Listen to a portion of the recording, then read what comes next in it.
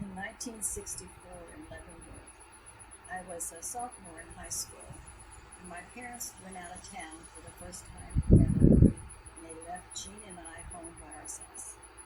Well, during the day, it was a nice sunny day, and a girlfriend of mine came by the house, and we were in the house, and then there was a tornado warning.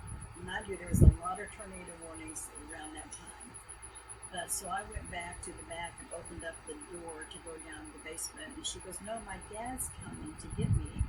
And she had just called her dad, and he said, "I'm on the way to pick you up."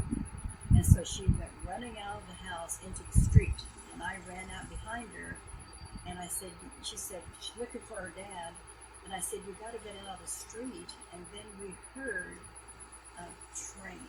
We heard it so loud. We both looked up, and there was this huge black funnel coming down, and it sounded like a huge freight train. And we charged into the house right across the street. Nobody locked their doors in those days. And they said, "We're down here in the basement." So we ran down the basement, and they said, "Get under this tub under here. Get your heads under there." So we got under there and got our heads under it. And the tornado came in. It hit the house, but it just hit the chimney, some of the roof of the house, and it went on down the street. It kept getting lower and lower, and her house was down the street, and her dad didn't come because the tornado siren went off, so he stayed home, and their entire porch was missing. They had a porch on one side of their house that covered the entire house, which was huge. And the porch was just gone, and there was no debris laying in her yard. It went someplace else. Anyway, it was a huge tornado. It turned around and it went downtown and broke out all the windows downtown, the stores down there. So the National Guards were called up, which my brother was in the National Guards. So he was downtown, and they kept vigil over it all night long. My parents heard about it. They were in Topeka or Wichita somewhere.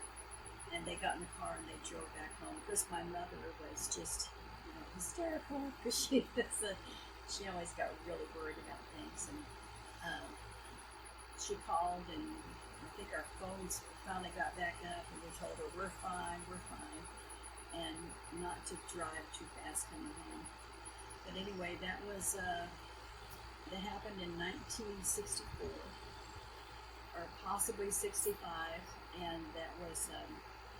It was a pretty bad tornado at that time. There was only one man killed, and he was killed going down to his basement. They said he had a heart attack and fell down his basement. But there were a lot of injuries, there was a lot of broken glass, and a lot of damage done. But everybody up in Kansas has got basements, so everybody pretty much got into the basement because we did hear about it. But we didn't have a whole lot of warning, and because it was actually a very pretty day. It was very quiet right before a tornado hits. It gets real still. There's no wind moving because the wind's all gone up there. Very quiet, and then all of a sudden we heard the freight train. And then it was boom. Do you remember if they ever said what scale that was? I don't remember. I was just a kid, and I don't